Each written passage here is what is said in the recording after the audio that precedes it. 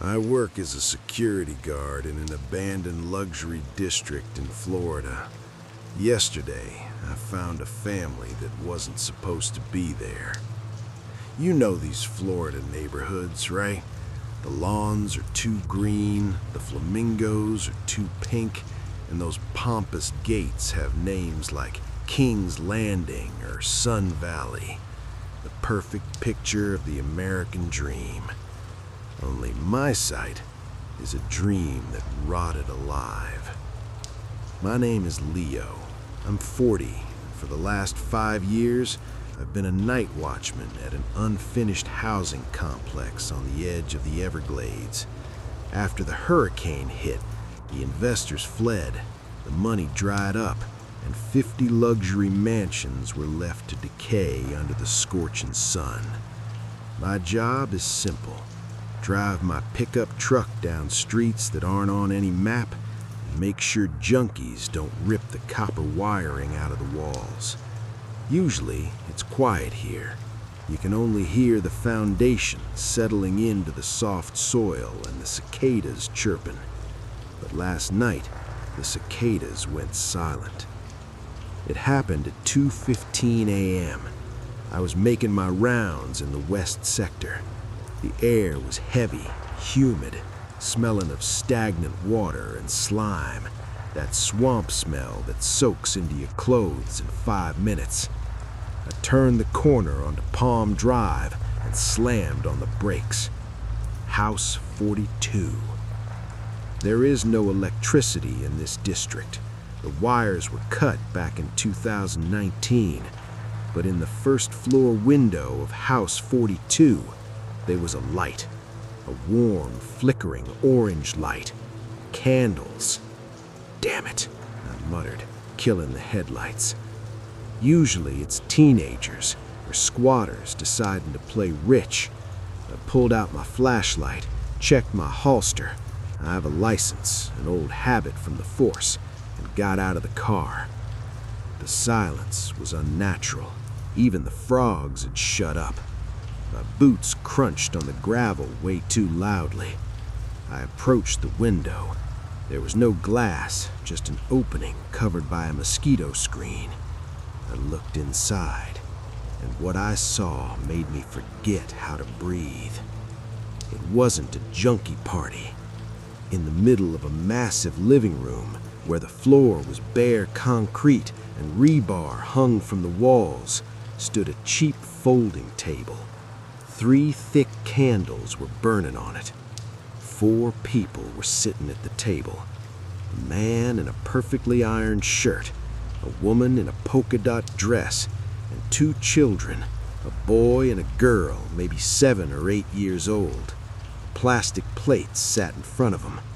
They didn't move at all. The father held a fork near his mouth, but he wasn't eating. The mother was staring at a single point. The children sat with straight backs, hands resting on their knees. It looked like a freeze frame, or like a store window someone forgot to dismantle. "Hey!" I shouted, shining my flashlight right into their faces. "Private property! Get the hell out of here!" Their reaction was wrong. No one flinched. The kids didn't even blink at the bright light beam. Slowly, with a nauseating smoothness, only the father turned his head. His face blurred into a wide, unnatural smile. You know, like in those old sitcoms from the 50s, where everyone is just too happy? He raised his hand and waved at me, mechanically. Left, right, left, right. "Good evening, officer." His voice sounded chipper, but the echo off the concrete walls made it flat. "Care to join us for dinner? We're having meatloaf." I moved the flashlight beam to the children. "Sir, take the kids and—" I started, but the words got stuck in my throat. Under the bright light, I saw their skin. It was gray, waxy. The boys' eyes were open, but the pupils were cloudy like sour milk. On the girl's neck, right under her starched collar, I could see a dark, swollen seam. They weren't playing statues. They were dead. Long dead. My stomach twisted. My cop instinct screamed, "Weapon, now!" I drew my gun. "Hands! Show me your goddamn hands!" I yelled, storming through the doorway. Inside, the smell hit me like a sledgehammer. Outside, it smelled like a swamp. But in here it smelled of cheap sheep-brick cologne, trying to mask the sickly sweet, nauseating scent of rotting meat. The father stood up. He wasn't afraid of the barrel pointed at his chest. He looked disappointed, like he had ruined a surprise party. "Hush, neighbor," he whispered, pressing a finger to his lips. "The children are tired after school. Don't wake them." I shifted my gaze to the mother. She was taped to the chair, the tape hidden by a shawl. Her smile was painted on with bright red lipstick over blue, cold lips. "You sick bastard," I wheezed, backing away. "You killed them!" He looked at me with genuine confusion. Then he picked up a piece of what he called meatloaf from the plate and held it out to me. It was a raw lump of flesh. Dark blood dripped from it onto the white plastic. "Just try it," he said affectionately. "My wife cooks better than anyone in the county. Tell him, honey." He turned to the woman's corpse and nodded, as if she had answered. In that moment, I realized he isn't just a maniac. He genuinely believes this is normal. Capgras delusion? Schizophrenia? I didn't care. I backed toward the exit, keeping him in my sights. "I'm calling the police," I threw out, fumbling for my radio. And then I heard the sound of gravel crunching under tires. A car pulled up outside. I exhaled. Was a patrol unit nearby, or private security from the next sector? "Over here!" I screamed, not taking my eyes off the smiling psycho. "I have an armed suspect!" Two figures blocked the doorway. I expected to see uniforms, but these were two men in expensive black suits. In this swamp, amidst the mud and mosquitoes, their shoes were perfectly clean. "He killed them!" I shouted, pointing my gun at the father. "Call the cops! There are bodies here!" The two men walked inside. They didn't even look at me. They were looking at the father. He stopped smiling. He lowered his arms and stood at attention, like a soldier. One of the men in the suits pulled out a tablet, noted something, and said in a bored voice, "Damn it, sample 42 has entered the family loop again. The stabilizers aren't working." What? I lowered the gun, feeling reality start to crack at the seams. "What are you talking about? He's a killer." The second man turned to me.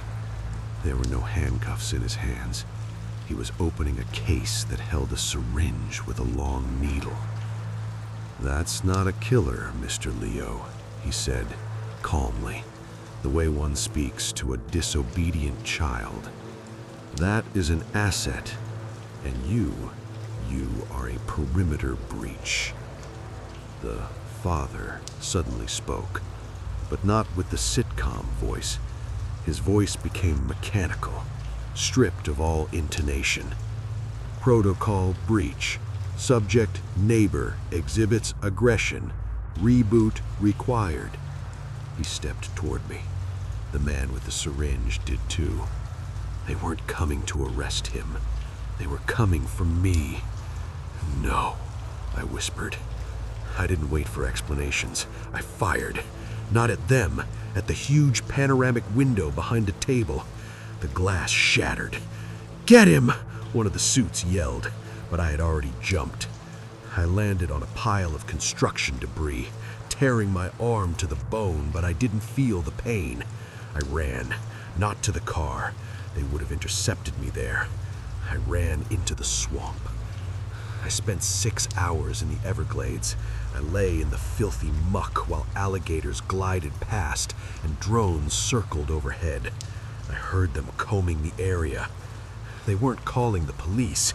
They were just looking for a witness. By morning, I made it to a highway 10 miles away, hitched a ride, and got to Alabama. Now, I'm sitting in a cheap motel. The door is propped shut with a chair. I just opened Google News. The headline of a local paper reads, "Tragedy in Sun Valley. Night watchman goes insane, kills homeless family and flees. Police launch manhunt." There's a photo. My face. They say I had a breakdown, that I arranged the bodies like dolls, that I'm dangerous. But I know what I saw. I saw the woman's corpse twitch a finger when I shot out the window. I saw those men in suits calmly stepping over the dead children as if they were just trash. If you ever decide to buy a house in Sun Valley or any other luxury, unfinished development, check the walls. Sometimes I think they brick real people right into the concrete just to make those dead houses seem a little bit alive. And me? I'm throwing away this phone and running, because I know Sample 42 was just one of many. And now, they want to recall me too.